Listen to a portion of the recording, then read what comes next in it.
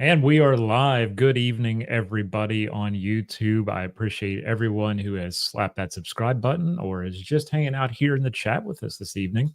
Thank you for being here. I'm so glad to be reunited with my friend Jim Ambuske. And this is going to be a great chat about podcasting and DH stuff and whatever else we want to talk about. Jim, how are you? I'm doing well, John. Thank you very much for having me. I'm really it's been a while. I think since we've had a proper chat, so I'm really delighted that we have a chance to do this in front of hopefully a very large crowd. Yeah, and I know that we are running up against Game 4 of the World Series, so I don't know. There might be a few people who aren't here who want to watch the Yankees get swept, Yeah. but Well, Cincinnati's not in the series, so I don't care. yeah, yeah. Well, my Pirates and Jays aren't in, so Yeah. my dream World Series is the Jays versus the Pirates because they're my two teams. Yeah, that'd be a great series for sure. Yeah, definitely with the Pirates. They need to win one. But it's great, like you said, it's great to be reunited and to be able to chat. And so much has occurred in our lives and in our field Mhm. since the last time we spoke. And I really think it's high time that we discuss some of the things that have happened in our sphere and what we do with digital humanities and podcasting and how we do it. And I really want to start off, Jim, with a Mhm. simple question. Uh, you are the co-head of R2 Studios, and I would Mhm. love for you to be able to give some people some insight into what R2 Studios is. Yeah, no, I appreciate the question. And so R2 Studios is the podcast component of the Roy Rosenzweig Center for History and New Media at George Mason University. So you may have heard of the Rosenzweig Center, or CH&M as we sort of shorthand it. And the center itself was founded about 30 years ago by Roy Rosenzweig, who was one of the kind of early leaders of digital history, with the idea that you could democratize access to history by leveraging technology. So, something as simple as digitizing manuscripts and building digital archives to geospatial projects where you're mapping, early federal elections or early American federal elections. But you could probably do the same with early federal Canadian elections as well, to be sure. And the next sort of evolution from that initial starting point, the center got into tool building, and so some of the wonderful tools that we have, products like Zotero, which is a bibliographic service where you can aggregate all of your unwieldy bibliographies that you assemble while you're doing research. Omeka, which is a digital exhibit platform, and Tropy, which helps you organize your archival images that you snap in the archives. But in the recent years, the center has kind of moved back to its core roots of doing interpretive history, doing data-driven analysis, and then now with R2 Studios, with a very significant thrust into public history. So at R2 Studios, which I run with my colleague Jeanette Patrick, our mission is to democratize history by developing largely narrative podcasts. We really emphasize the narrative podcast, with some exception. We do have some interview programs, but we see this as an important medium for storytelling, to allow us as historians to bring the latest research, the latest insights into the past to public audiences, and taking advantage of a phenomenon really that began roughly 20 years ago when the technology was invented, but really in the last 10 years has accelerated and has become a feature of our everyday lives, even though you'll encounter people who will ask you, what's a podcast? Which is a fun moment, because then you get to take them on a journey and then get them to subscribe to your shows. But at R2 Studios, we develop largely narrative podcasts, and we make it a point to try to create an immersive world in which people can connect with some of the smartest people in the business, can hear vocalized primary sources, and get some semblance of what historians are thinking about when we're trying to reconstruct whatever it is we're talking about. In my case, my own show is Worlds Turned Upside Down, which is the history of the American Revolution. In other cases, we have shows called Antisemitism USA, which is a history of anti-Semitism in the United States since the founding of the Republic. And then upcoming very soon, a 3-season biopic of Jane Austen for the Jane Austen fans out there. But then also focusing on podcasts like Your Most Obedient and Humble Servant, which just actually came back today for season 4. And Your Most Obedient and Humble Servant is hosted by Catherine Garrett. And that show is her in conversation with a guest about a primary source, a primary source written by a woman in early America. And Catherine and her guests break down what that woman's world was like by reading essentially their mail. So at the end of the day, we are doing something that humans have done for thousands of years, that is storytelling, but we're using the audio format so that we can be with you when you're washing the dishes, when you are driving to work, when you're walking the dog, or even when you're falling asleep at night. As some people have told us that they actually listen to our things, not to put them to sleep, but that it can get deeper into their brain as they are going to dreamland.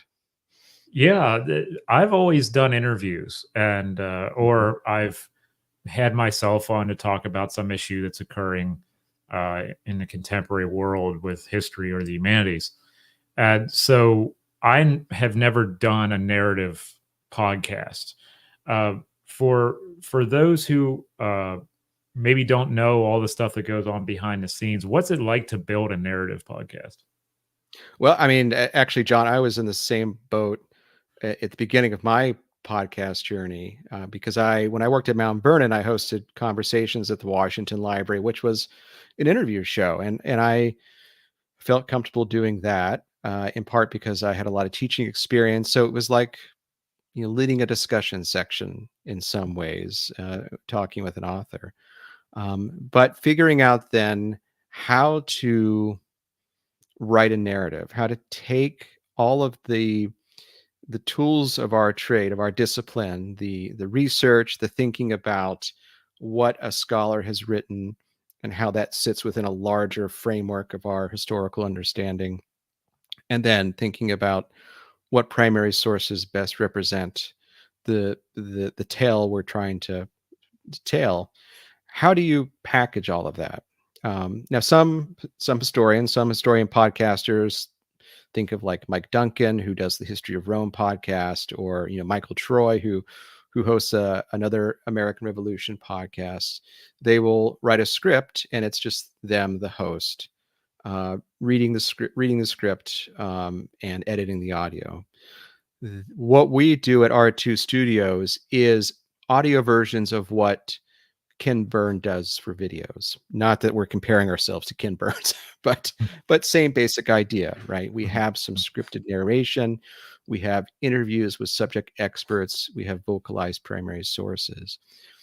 And the challenge is, as I kind of alluded to, how do you put that all together? How do you know which clips you're going to use in which place? How do you know what's the right narration? How do you know what's the right primary sources? How do you know which interviews experts to interview in the first place?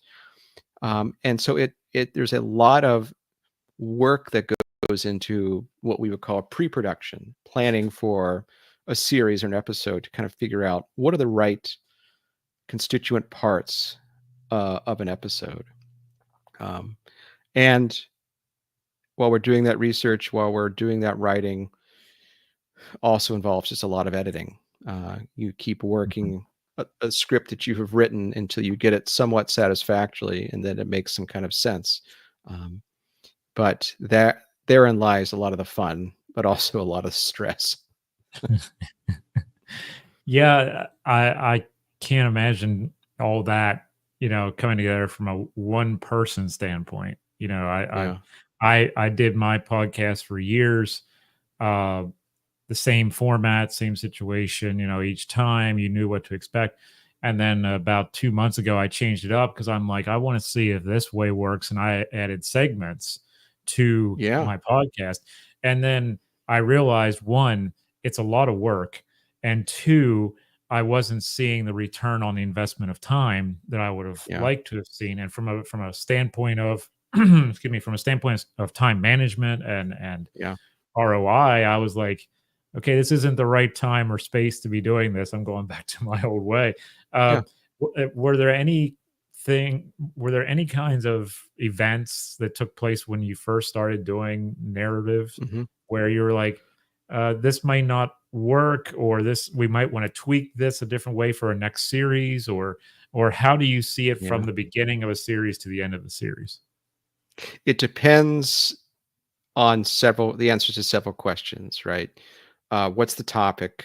Who is your audience? Right. I love what you said about you had a format, you experimented, but then the ROI went kind of down. So, that told you something about the audience that you had. When I got my start in narrative podcasting at Mount Vernon before I went to George Mason, where actually Jeanette, who works with me now at George Mason, was also at Mount Vernon, and we developed a series called Intertwined: The Enslaved Community at George Washington's Mount Vernon. And that, in some ways, that was the perfect project to kind of figure out what works and what didn't, because that series was based off of a physical exhibit at the museum at Mount Vernon about the enslaved community. So we were very fortunate that we essentially took the components of the exhibition and transformed it with some elaboration and with some additions based on recent research. We turned that into a narrative script and worked with a lot of the historians who were consultants on that original physical installation. But even then, we kind of had to figure out, all right, and particularly for me, because I'm not trained as a public historian, I am trained as a traditional historian who had expectations of being a tenure track professor and whatnot. And so I suddenly find myself in a position where I'm working with Jeanette, who is a proper public historian. How do I figure out how to write for a public audience in ways that are compelling?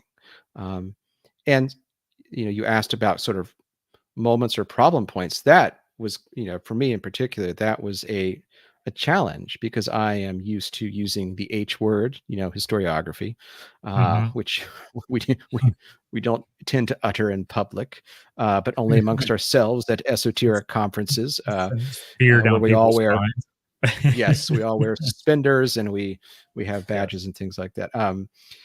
So I had to figure out, how do I as a historian evolve so that I can communicate the ideas that I want to get across in this series in a narrative format? In other words, how do I, as somebody who is often writing for other historians, Mhm. start telling stories?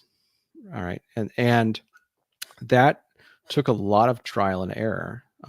We kind of very clearly or very quickly developed a kind of sense and a kind of tone of what we want the series to be at that point.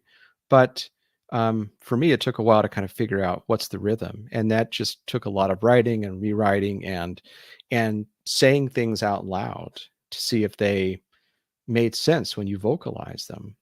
Mhm. And those lessons I've taken into every other podcast project that I've approached, but also in my own kind of non-podcast written work as well. Mhm. So trial by fire in some ways. Mhm. How has the marketing worked for the podcast? Like, Mhm. everyone markets their podcasts in different ways. Sometimes I have better ideas for other people than I do with my own podcast. I just had a meeting today with someone over Zoom who wanted my input on how to market their podcast, and they have an amazing one started. And Yeah, I came up with this idea, and they're like, "Wow, I didn't think of that." And I'm like, "Man, you're gonna get a lot more of a following than I am because you have that niche going for you, and I would yeah, be doing this, this, and this." How do you market some of yeah. these to the public, whether they are academics or they are just people who are students of history, or Mhm. people who just love the past and love podcasts as their medium? Yeah, it's a great question. It's a kind of a multi-tier enterprise in terms of Mhm. marketing. So one Mhm. is stuff that you might think of, right? Social media, newsletters, things like that.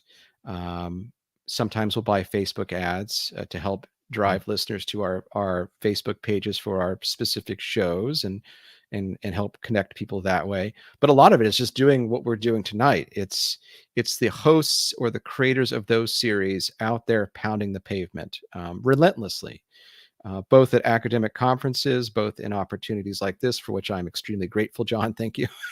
and It's a pleasure. and yeah, and going out and giving talks because really,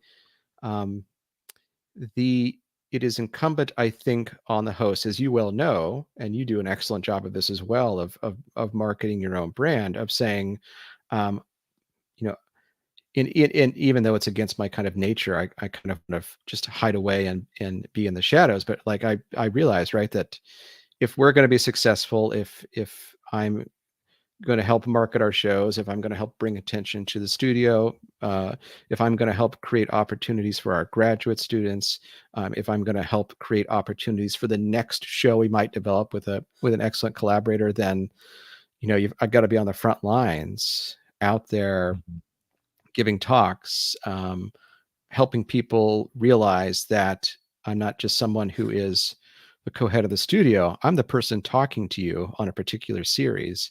And hopefully, that resonates with you, and that I don't scare you off, but it's creating those kind of personal touch points between you and the audience in every form, in every way you can think of, that helps carry shows forward. What has those interactions been like when you're talking to people in public about the podcast, or even at a conference? How does that go over with those who either are listeners or may become listeners? It's great because, and we can think about it two ways, right? The academic side of things, where I'll have my academic historian hat on, and I'm explaining how we use the medium to communicate to an audience and broadcast their work in a much wider scale, right? If you think about the fact that the traditional academic book probably sells 500 copies or has a 500 copy print run, one of our podcast episodes will exceed 500 downloads or plays within a couple of hours of publication. Well, then, you're seeing a much higher return on your intellectual investment if you're a part of the project that we're working on. So, I talk to them about that, and I help them also understand the ways in which interacting with the public is beneficial for their careers, particularly in a moment where the humanities are facing funding issues and things like that. But on the public side of things, I will often not talk so much about the podcast as I will talk about a story or a facet of a story that I tell in the podcast, as a way of inviting people to listen to the episodes or to the series if they wish. Because I often get invited to give talks about the American Revolution, which is my background. And so I'll always use that opportunity to say, hey, I've got this podcast. I hope you listen to it. Come up to me afterwards. If you don't know how to subscribe on your phone, I'll show you how. And inevitably, I'll get 5 or 6 people that do. But then I'll give a talk kind of based on the research in the way that I would narrate an episode, so that they have a sense of what they might be in for if they choose to invite us into their ears. And it's a lot of fun because the conceit of all of our shows really is to challenge your assumptions. With the Revolution show, with Worlds Turned Upside Down, this is not simply a show about the birth of the United States. This is about an empire that fell apart. Nobody expected it to. And what were the consequences of that happening for a huge cast of characters of European descended people, indigenous, enslaved people, and so on. So it's an opportunity to say, hey, we've got great stories we're telling. Here's an example of this. And if you want some more, well, then we know where you can get it. Right. Pit History Guy's in the chat. Shout out to Pit History Guy. Thank you to everyone who's joining us. Tyler's in the chat as well. Pit History Guy has a great question. Is there a difference in creating podcasts that appeal across generations? Teens to seniors, shorter length, structure, story, etc., distribution methods? That's a terrific question. The answer is yes. And it goes back to the idea of knowing your audience. So if you think about younger people, we live in the TikTok world, and in many cases, we find that shorter episodes often are the better. Now, we only make sort of shows for adults. There are colleagues that we know of that make shows for kids that are high school age or even younger. But in that case, then you want to think about concision, right? You want to uh, deliver the most bang for your buck in a shorter format.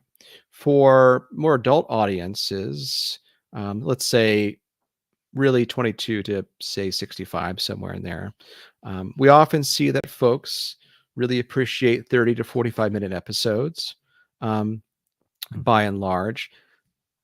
However, it's also, and I love this question about lengths, structure of story arc and whatnot. It's also about how well you tell the story. We're really kind of firm believers that if you deliver compelling storytelling, then people will stick with you. And in my own show, Worlds is kind of evidence of that. My Jeanette and I had a bet when we first started the series to see if people would stick with us, because my episodes tend to be an hour, hour 10, hour 15, just because that's the kind of length of time I need to fit in everything I want to in the way that we're telling the story. And we launched the first 2 episodes, and Jeanette said, all right, if we're seeing what's called a listen through rate, if we're seeing like an 82% listen through rate, which means people have listened to the show 82% of the way through, then we need to make some changes. I'm like, very fair. Let's see what happens. And we've been very, very fortunate to see that we've got listen through rates into the 95% range. Wow. So, and we're not the only outfit that will develop super long series. Paul Cooper's Fall of Civilizations podcast, the latest episode is 4 hours, and I kid you not, I was riveted. Like the way that he put together the narrative arc of the rise and fall of ancient Egypt was fascinating. So it gets back, Pit History Guy, to the questions of who is your audience, what story you're trying to tell, and then paying careful attention to your analytics. Looking at the analytics, seeing what they're telling you about how long people are listening, but also being very careful not to simply succumb to what the marketers might tell you. You really kind of have to trust in your stuff, and you have to, and I think this is really important, trust that your audience can handle it, because they can, and we have seen that. Mm-hmm. Yeah, that's an amazing listen through rate percentage wise. That's when you've hit the sweet spot, where you're getting that. That's but the it's not the medium that's doing it; it's the message that's coming through. Right, it's not right. it's not the podcast itself; it's the writing and the execution. Like you say, that 4 hour one, you were riveted the entire time. That's writing Right. and execution, and that's the art of it.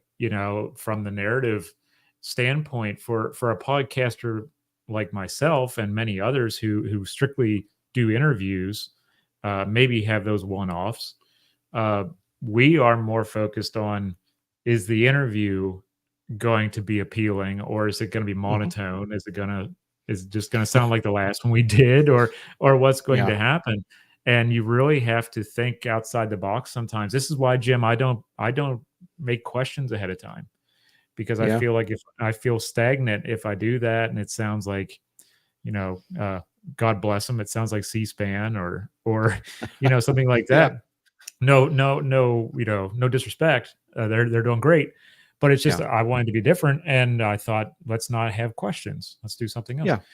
So I think people come to you knowing that the writing and the narration and everything behind it is solid, and people may come to podcasts like mine because they don't know what I'm going to ask.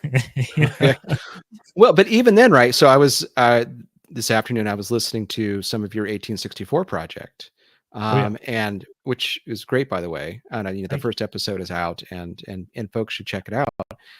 But but right, it's even if you're a narrator in a podcast like ours, or you're a host in an interview program like yourself, right? There's still a performative element, and Mhm. so like you and like say Susanna Litchcomb, who hosts not just the tutors, and I don't know if she sends her guests questions ahead of time, but there's a dynamism that takes place, because you're right. If you are static and flat, it's not going to engage the audience. And I learned that very early on, both in conversations at the Washington Library, but we we recorded the first narration for episode 1 of Worlds Turned Upside Down, and it was not good, because I had Mm. in my mind that I was going to deliver kind of a neutral um, presentation, because you're always kind of worried about you know mannerisms and things like that, but it was not dynamic, and so we re-recorded it, and I didn't completely turn myself loose, but I gave it a little more performance than I had did the first time, and the Mhm. results were much better. And it's figuring out, even when you have scripted something, where are the moments of spontaneity that can delight the audience, and uh, uh, and maybe they won't see it coming. Mhm. All of us have our quirky little things that we do sometimes when we're creating. We have Yeah, a ritual that we do, or we know that one thing works for us and one thing doesn't. It's something that we all figure out. Like you say, you did the first one yeah, and it just didn't sound right, and you yeah, wanted to bring in some more dynamic things to that. I find that when I'm creating a podcast, Jim, when I'm interviewing or when we're chatting like this, I'm I like to sit down and have a chat like we're sitting in a coffee shop. mhm, I yeah, find when I'm speaking by myself and talking about something, I'm more dynamic when I stand up. yeah, So hmm, that's a weird kind of thing that you only learn through doing creation. yeah, yeah, yeah. You got to Yeah. figure out like what works for you. Yeah. Yeah. I think when we have people in the chat who are asking about, like Pit History Guy asking about the appealing across generations and structure and things like that, it's also, you know, is the listener comfortable hearing you because you're comfortable? Or is it, Yeah, like when you're stuffy, yeah. it's going to sound stuffy, Yep, yep, yep. Well, I mean, if you were to listen to my first few episodes of conversations at the Washington Library, I totally sucked. Like I didn't know what I was doing, and it took me, I don't know, probably a season to find my way through Yeah. it. We all do that. And Yeah. yeah, yeah, yeah, Yeah. for It's a sure. growing pain, right? It's one of the things that when you first start drawing, it's not as good as when you do it for 5 years, you know. Yeah, and I think because this is a very public medium, Mhm. you put the pressure on yourself to be perfect every time. As my editor, Nadine Zimmerly at the University of Virginia Press, told me recently, stop trying to be perfect and just right. And Mhm. and I try to adopt that mantra, because I'm sure you're just like me. You're like, I've got to get this right. I've got to get this Mm. right on behalf of the audience, on the Yeah. behalf of a guest. But it's never going to be perfect. You can't let the perfect be the enemy of the good. Yeah. Yeah, it's the same thing I'm hearing for my dissertation. They're like, "It doesn't have to be Exactly. perfect, just it doesn't have to be perfect, just get it done." Yeah, You just know? finish it. Right, and I think Exactly. you're absolutely right. It comes across in other mediums too, where it's like, just just start creating. Just get out there and create. Yeah. Yeah. Y Yeah. Yeah. Exactly. And if it makes you feel any better, as I'm writing my podcasts, I'm producing these other shows, but I'm also working on my book, and that's required me, John, to go Mm. back into my dissertation. Let me tell you about an exercise in humility, because that is, and to kind of paraphrase John Adams, that's a crapulous mass, but Mm. Mm. something good will come out of it.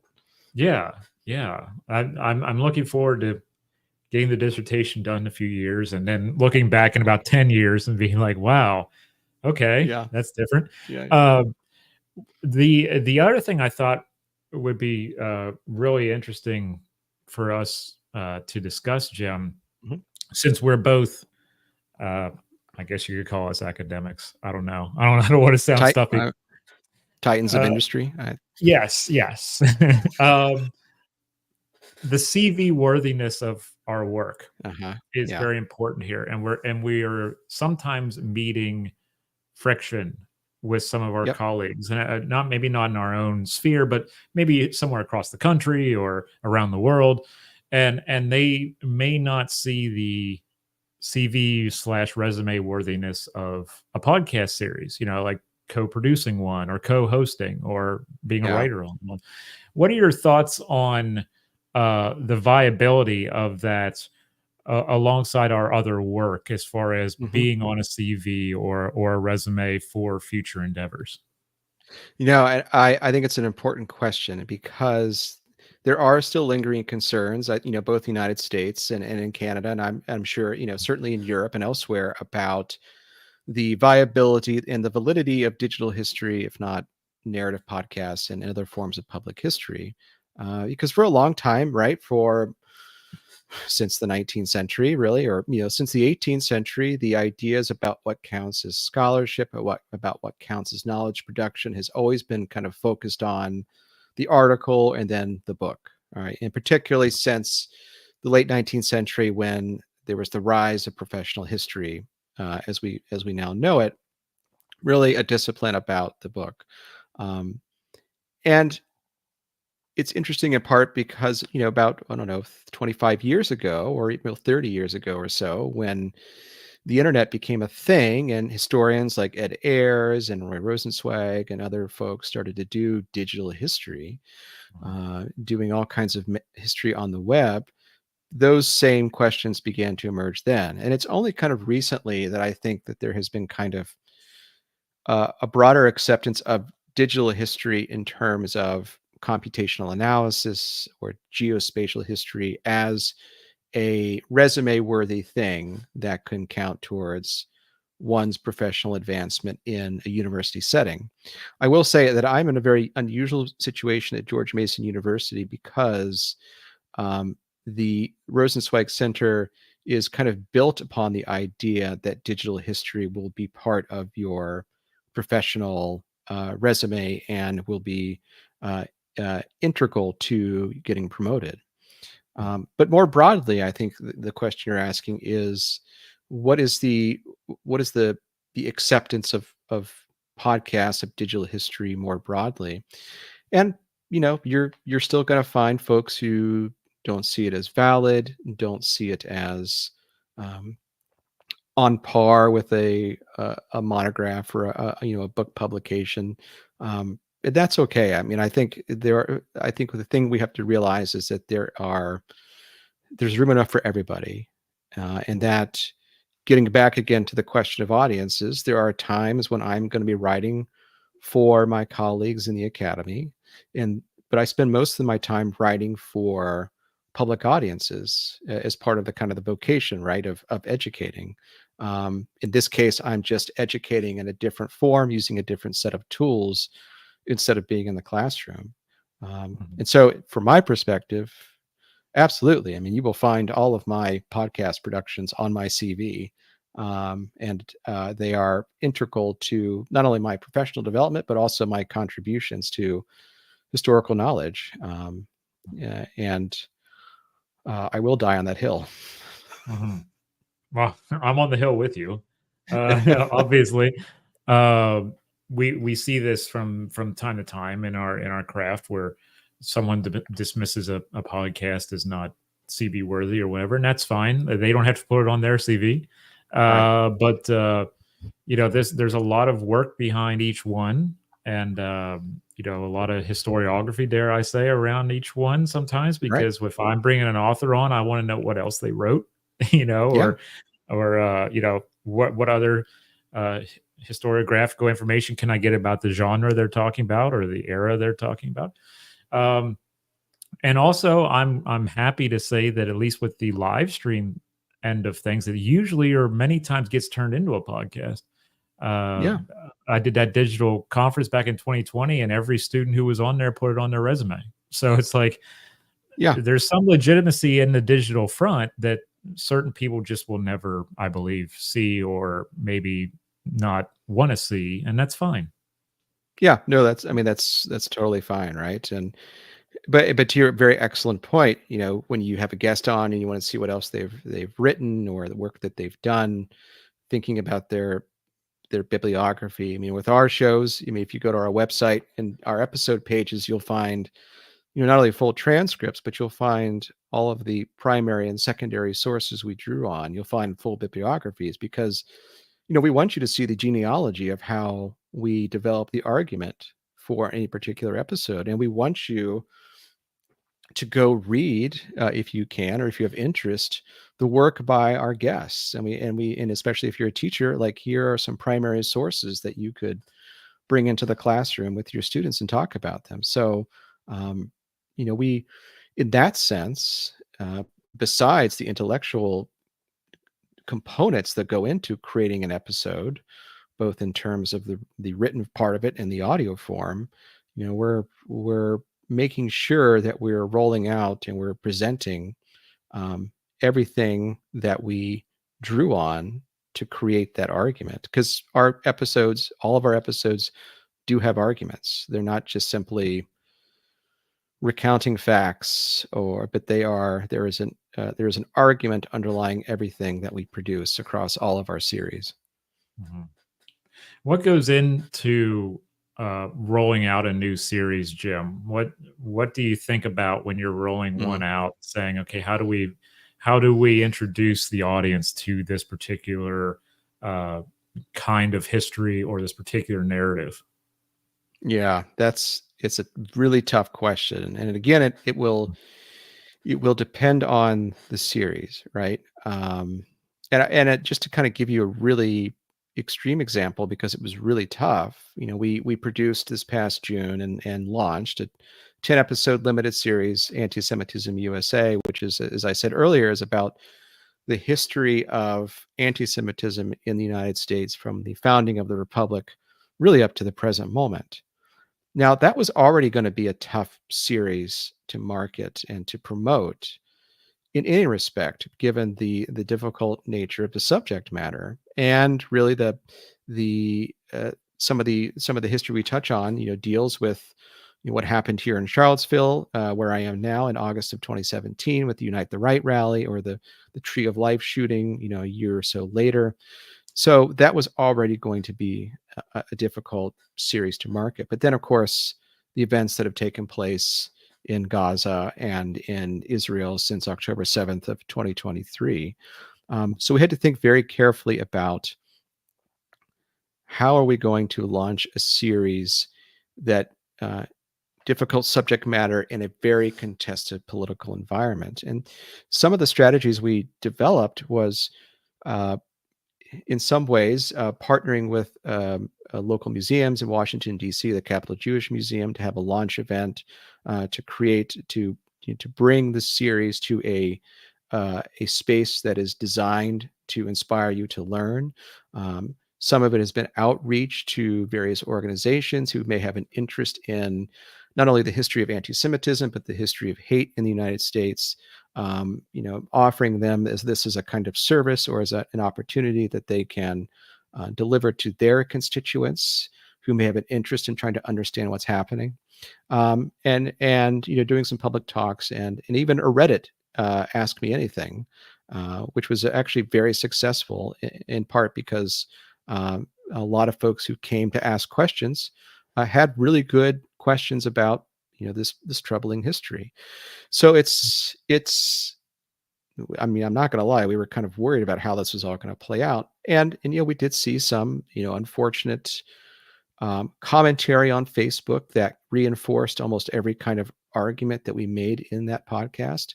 But by and large, we've been very pleased, despite the difficulty of the subject matter, that people have been willing to listen. And that's really all we're asking, right? Is here's something that is affecting everyday life in the United States, particularly for Jewish Americans in the United States since the 18th century. What does that look like, and how can we understand it historically, but how can it also help us understand our current moment? Mhm. How did you see, or how do you see students at George Mason, for example, interacting with podcasts or wanting to become a podcaster or wanting to get Yeah. involved in digital media in general? What's the next Yep. generation, dare I say, because now they're like my kids would be my kids' age if I was a dad, which is Yeah. scary. But I'm seeing them in my sphere talking about podcasting more. What are you seeing at George Mason and beyond? Yeah, no, it's a great question. There's a lot of actually great energy in two parts. So, on the one hand, we see a lot of colleagues who are assigning podcast projects in lieu of essays or some other kind of project in their courses. So, my colleague Amanda Madden, for example, who teaches about 17th century violence in Venice, she had her students do true crime podcasts last term or 2 terms ago, right? Putting them into teams of people. Someone plays the producer role, someone plays the researcher, the writer, the host, things like that.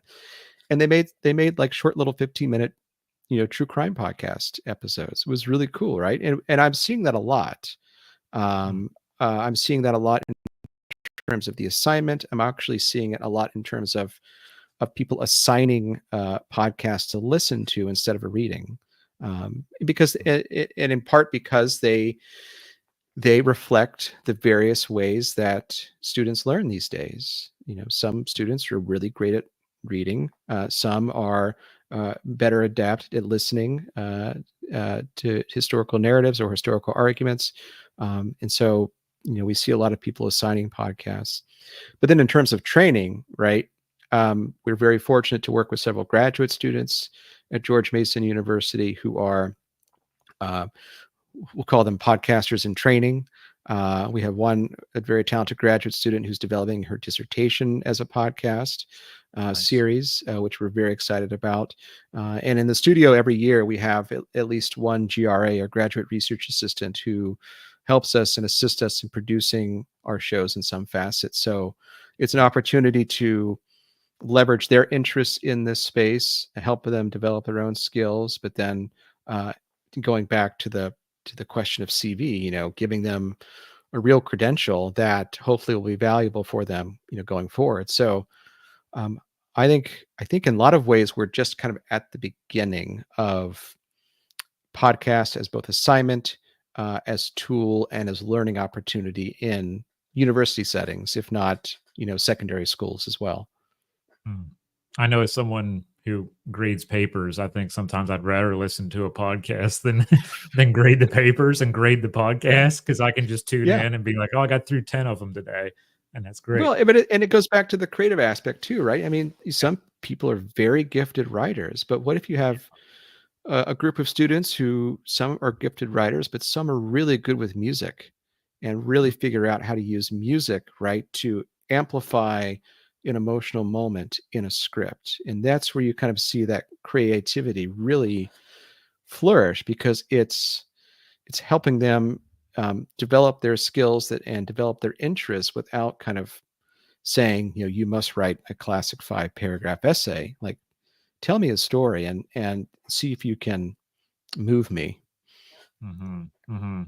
Yeah, I've found some students who say, "I don't like to present in front of people, but I like to Yeah. record," or "I like to record Yep. video," or "I like to record a podcast." And really, I think it's fantastic that we can open those doors for them in Yeah. our own ways and say, "Hey, well, just create and show me you've done the work," you know? Right. Um, and the other thing that we're really talking about, especially in the digital humanities field as a whole, is AI, obviously, and it's starting Yeah. to make an impact on the podcasting sphere as well because now it's almost like you can make a podcast using AI. What Yeah. are you seeing on that front for what's coming out now? What you perceive is going Yeah. to happen? What are your thoughts on that in general? It's a tough one, right? Because we're all dealing with the sudden rise of AI, it seems. Mhm. 3, 4 years ago, we thought it was great. We had these little chat bots who could answer questions and maybe help us resolve a billing issue on our Verizon statements. But now it's using AI to replicate voices and even write in quotation marks papers, things like that. Right. So we're kind of seeing it on a couple of fronts. One, you are seeing uh, AI automation of podcasts in a couple of ways, probably most predominantly at this point in terms of ads or advertisements.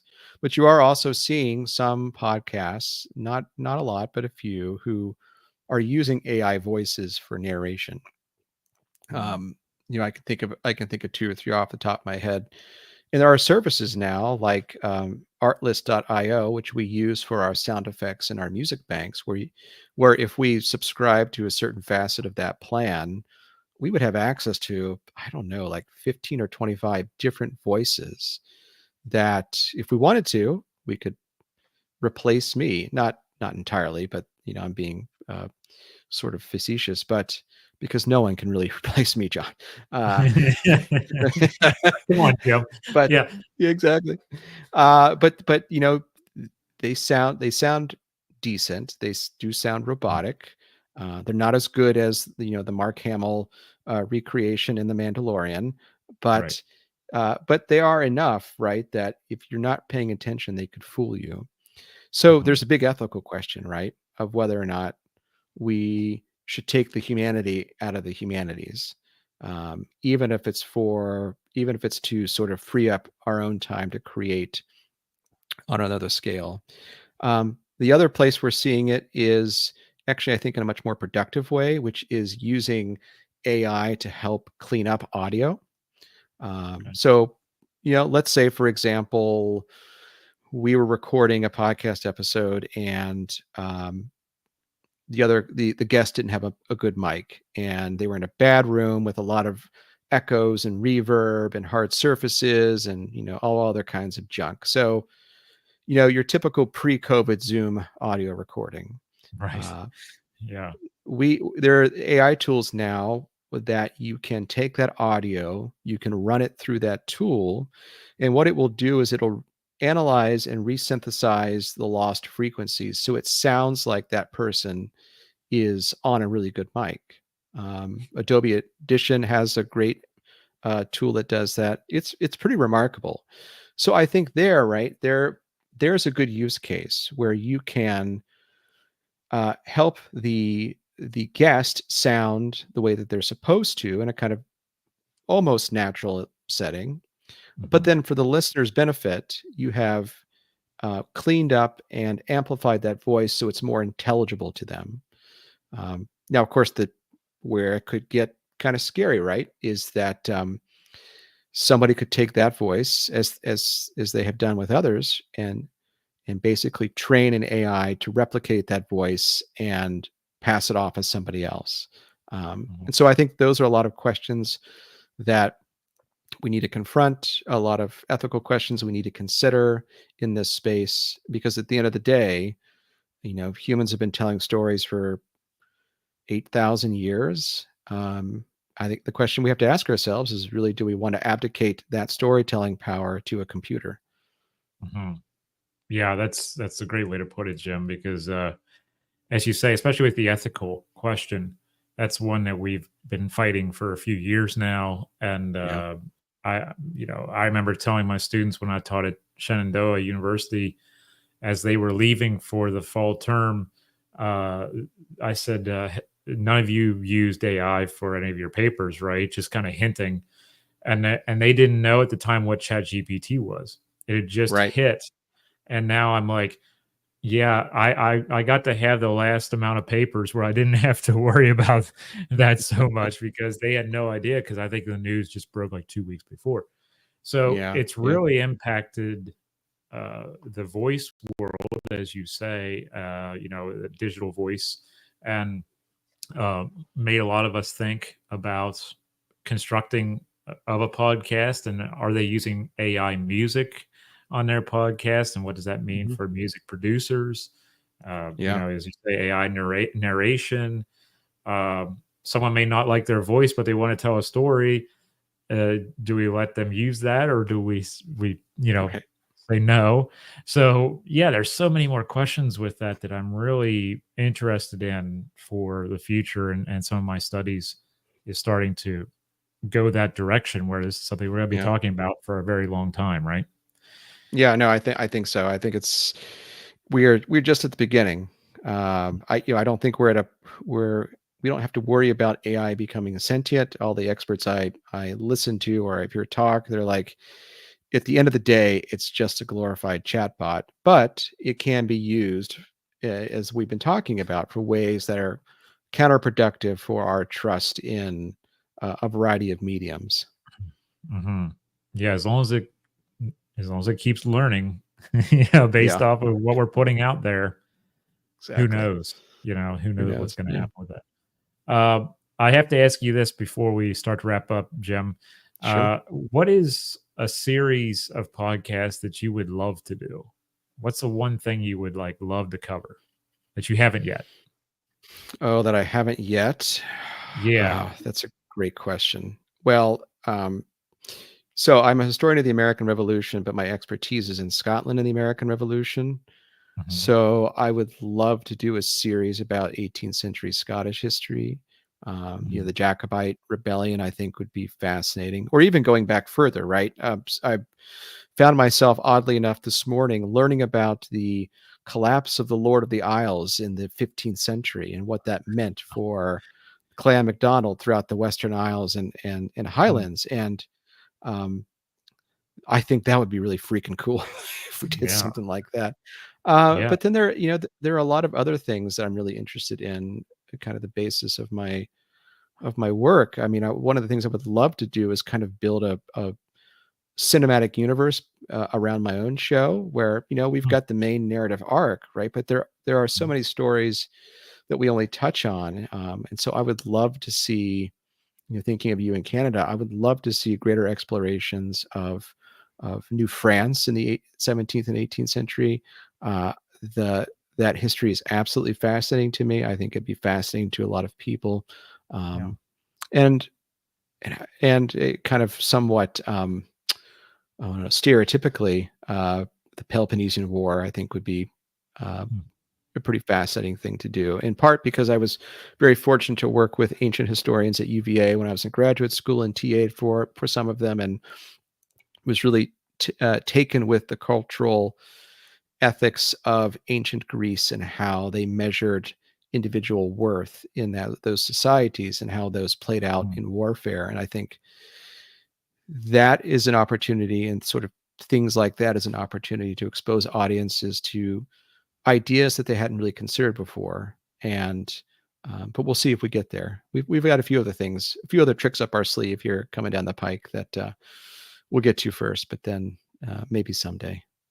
Yeah. Well, I'm definitely interested in the Scottish end of it since my people are Lowlanders. We're Ah, from Dundee, so we're Lowlanders. We're not Highlanders. okay, yeah, yeah, Clan yeah. Duncan are my people, Uh huh. and definitely the New France thing because I think the history up here, and that would be in Lower Canada, but in Upper Canada as well. Sometimes American audiences don't get a chance to hear much of that, and I think it'd be fantastic, especially as we come into the 250th of the Revolution. Yeah. There's some stuff that needs to be told with that as well, and Oh yeah.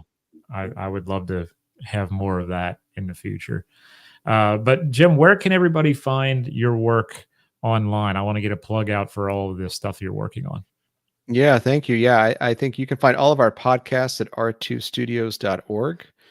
We're also on every major podcast app and on YouTube, so you can check out our shows there. But we'd love to have you to check us out, have a listen, leave a 5-star rating and review. That'd be great as well. And then for myself, you can just find me on my website at jamespambuske.com. And I'm all over social media as well.